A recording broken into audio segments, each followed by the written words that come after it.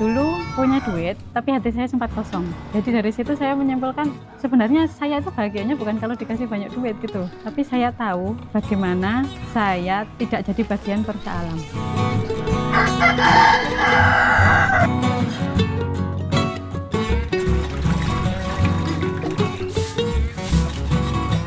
Bismillahirrahmanirrahim. Assalamualaikum warahmatullahi wabarakatuh. Perkenalkan, saya Sri Widodo dan beliau istri saya Nurul Fitri Hidayati. Kami owner dari Yosofam. Kami alamatnya di Dukuh Karangkulon, Desa Mbiro, RT 2 RW 2, Kecamatan Trucuk, Kabupaten Klaten. Nah, ada apa aja di kebunnya Mbah Yoso? Di sini kita berusaha memanfaatkan apa saja yang ada di kebun untuk menunjang kehidupan kita.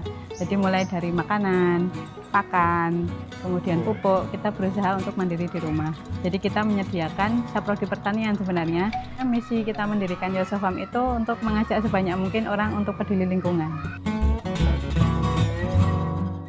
Yosofam kita dirikan tahun 2017 saat kita sebenarnya perencanaannya sebelum saya menikah dengan suami saya, jadi kita eksekusi setelah menikah. Kenapa kita memilih hidup seperti ini? Karena memang saya sendiri pernah mengalami hati itu tidak tentram. Jadi saya pernah ikut kerja ikut orang dan meskipun dapat gaji tapi di hati kurang sreg. Jadi saya dan suami memutuskan hidup seperti ini, menjalaninya dengan hati. Jadi bagaimana kita menenteramkan hati, kita secara ekonomi juga cukup, tapi secara hati juga hidup. Di Yosofam ini kita terapkan homestead, jadi memanfaatkan sumber daya yang ada di pekarangan untuk mencukupi kebutuhan sehari-hari. Ya, komitmen kita itu harus produktif di rumah. Jadi kita dituntut untuk tidak malas, Pak. Jadi harus sering melakukan sesuatu, kerja di rumah. Jadi menanam sendiri, kemudian merawat, kemudian bikin pupuk, kemudian bagaimana kita budayakan minim sampah dan sebagainya. Jadi yang ada di pekarangan ini kita dulu memulai semua berdasarkan kebutuhan. Jadi yang pertama memang kita butuh sayur tiap hari, makanya kita pertama itu nanam sayur. Setelah sayur kita rasanya sudah bisa, kemudian kita mengarah ke kebutuhan yang lain. Oh, kita butuh protein, makanya kita belajar miara ayam. Dan bagaimana dengan ayam itu untuk kebutuhan protein kita tercukupi. Saat saya dan suami memutuskan memelihara ternak, kita memang harus komitmen untuk pakannya. Dan saya dan suami komitmen untuk tidak beli pakan pabrikan. Jadi pun kita juga belajar bagaimana pengadaan pakan. Nah, pakan untuk ayam pertama kita mengandalkan limbah rumah tangga. Tapi kami rasa dari rumah tangga kami sendiri kadang cukup, kadang enggak. Maka saya malah ngambil sampah organik dari warung tetangga. Nah, ternyata dari warung tetangga itu volume sampah organiknya banyak. Maka dari itu kita pengen ngolah sampah sisa makanan itu dengan budidaya maggot. Nah, saat bisa budidaya maggot, baru saya dan suami pede untuk miara lele. Karena pakannya sudah ada. Jadi kita pengennya memang di rumah itu mandiri pakan, mandiri pupuk, nanti mengarahnya ke mandirian pangan dari kita. Jadi selain kita berusaha untuk mandiri pangan, kemudian mandiri pupuk, juga mandiri pakan, kita berusaha di peradaban terkecil di rumah tangga ini sebisa mungkin kita zero waste. Ideal kami itu sampah tidak dibuang di TPS atau TPA. Itu sama halnya dengan memindah masalah, Pak. Di sana hanya dikumpulkan, tidak dipilah, tidak diolah. Makanya dia hanya sebagai momok dan menimbulkan pencemaran.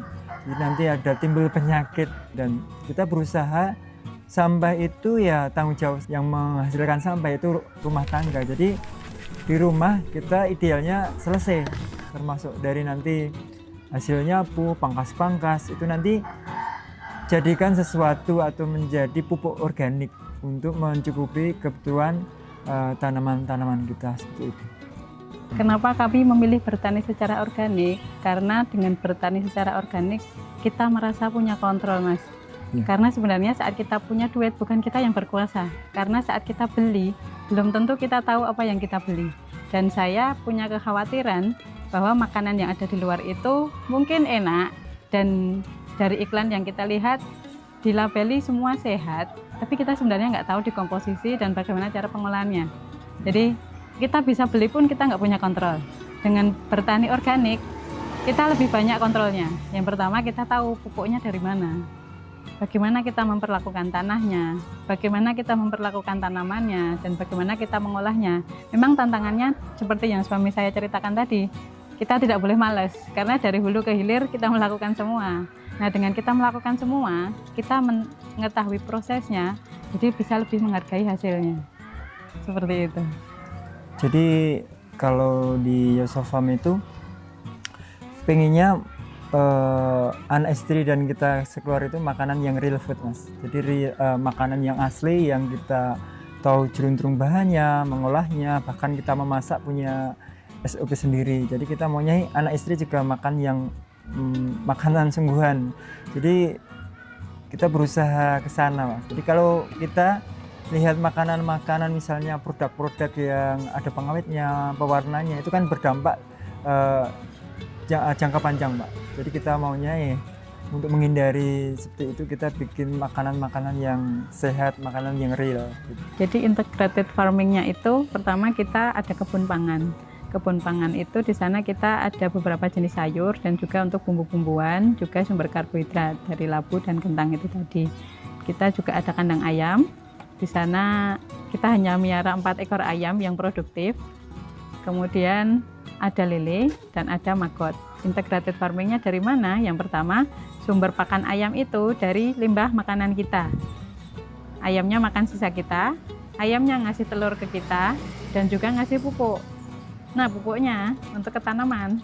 Tanaman kita makan juga, sebagian juga untuk ayam. Limbah makanan kita, sebagian juga dikelola untuk makan maggot.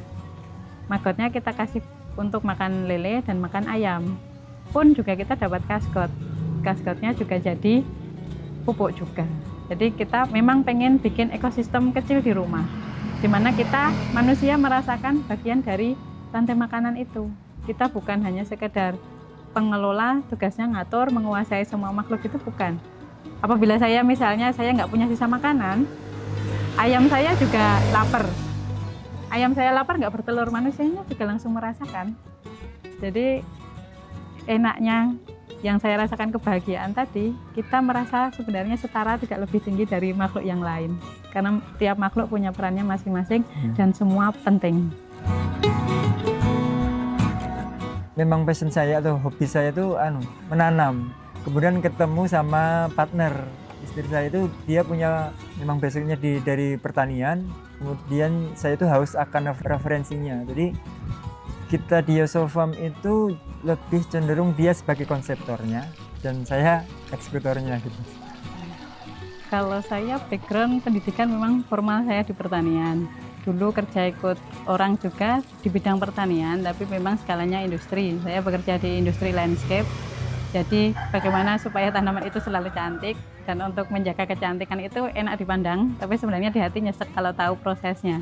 Karena prosesnya banyak sekali bahan kimia di sana. Meskipun menciptakan kesejukan, tapi yang tidak terlihat itu banyak sekali dampaknya untuk kesehatan. Maka saya milih seperti yang jenengan katakan tadi di awal. Kenapa pilih organik? Karena saya pengen punya kontrol minimal yang untuk kita gunakan sendiri. Seperti itu.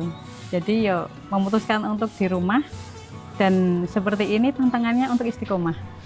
Memang godaan uang ini banyak sekali, Mas, apalagi kalau banyak kebutuhan gitu ya, pas banyak gitu. Apa kerjanya nyoba mana Pak? Kadang juga kepikiran seperti itu, tapi suami malah yang sering menguatkan. Insya Allah kalau kita melakukan kebaikan, yang baik juga akan datang. Sebenarnya untuk di dunia pertanian itu luas. Apa yang saya dapatkan dari kerja dahulu bisa dipakai di Indonesia, bahkan peluangnya sangat banyak. Saya pernah dan suami itu dapat tawaran ngelola landscape lagi, meskipun di rumah orang.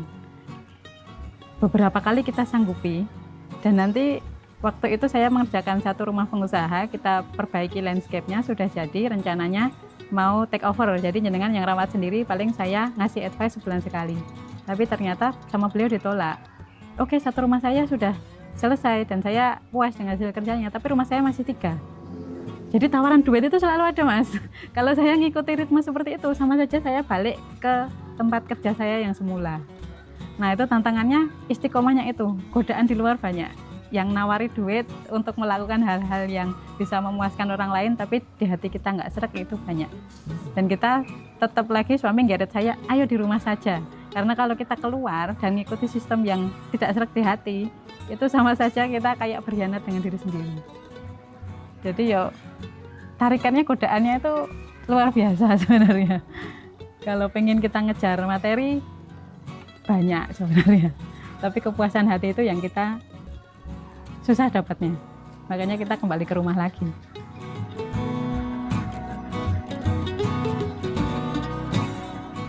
Kalau untuk pangan memang kita berusaha tidak tergantung pada satu jenis.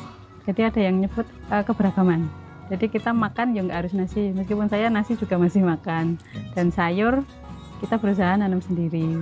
Jadi sebenarnya Indonesia itu banyak sekali sumber daya, banyak sumber pangan. Tapi karena kurangnya edukasi dan pengetahuan, makanya nganggapnya itu bukan makanan. Kayak labu, itu sebenarnya yang dikonsumsi bukan hanya buahnya saja. Daunnya pun bisa, bunganya juga bisa. Sayur. Itu karena kayak lokal kita, kearifan lokal kita banyak dicabut industri.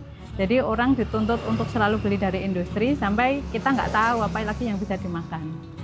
Jadi kita memang berusaha untuk beragam.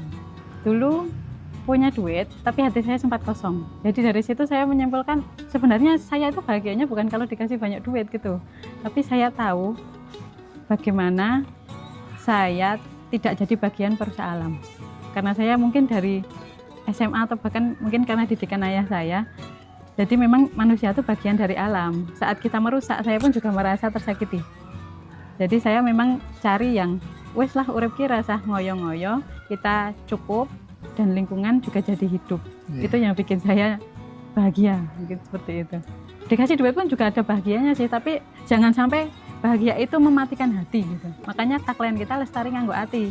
Kita pengen tetap hidup lestari, alam terjaga, kita secara hati hidup. Harapannya untuk Yosofarm, kita pengen menebar lebih banyak manfaat, baik itu untuk lingkungan ataupun ngajak orang itu untuk ada kok hidup alternatif yang nggak harus selalu jenengan jadi robot untuk dapat duit. Jadi gitu, meskipun jalannya masih sepi, tapi kayaknya sudah mulai ada temennya. Kalau dari saya, harapan Yosofarm itu kita mengajak biar peduli terhadap lingkungan. Kita menjaga bagaimana sampah di masyarakat kita. Jadi sampah-sampah hanya sebagai momok dan dia nggak kayak seperti nggak ada pemecahannya. Jadi kami menganggap sampah itu selesailah di rumah tangga gitu, Mas. Harapan saya itu bisa sampah itu sudah selesai di rumah tangga, jadi kita bisa olah, kita minim sampah, kemudian bebas dari sampah. Apabila pemirsa pengen entah belanja ataupun belajar di Yosofarm, itu kita memang ada beberapa produk, bahkan di belakang ini sebenarnya juga dagangan. Jadi kita menyediakan tabel pot, bibit tanaman, pupuk kandang, pupuk organik, dan juga media tanam. Dan untuk program-program pendidikan kita juga ada untuk pelajar, kita ada outing class, jadi anak-anak datang ke sini nanti untuk belajar. Ada juga yang kita private garden tour, keliling kebun dengan penjelasan detail untuk diadopsi kita dengan senang hati. Dan juga bisa untuk jadi pembicara, tapi memang untuk waktunya nanti kita sesuaikan. Untuk adminnya, prosedurnya seperti apa, bisa dilihat di Instagram kami @yosofarm. Untuk info lebih lanjut, apabila pengen berkunjung ke Yosofarm, bagaimana prosedurnya, bisa menghubungi nomor WA kami di 0856 4309 3813. Terima kasih sudah menonton video ini, semoga bermanfaat. Jangan lupa subscribe Cap Capung. Kami dari Yosofarm, lestari nganggo ati.